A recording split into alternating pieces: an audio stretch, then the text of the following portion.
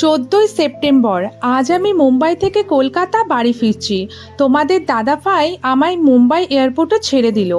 আমি একাই চললাম আমার ভালোবাসার শহর, আমার বাংলার মাটি, আমার কলকাতা।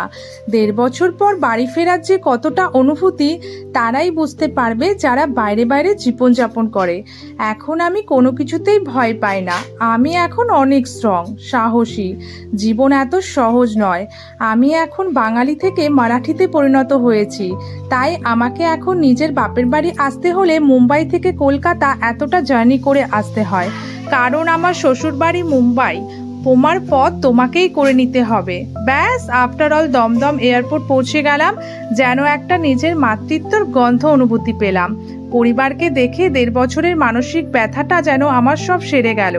আমি আজ অনেক খুশি। তোমরা সবাই ভালো থেকো।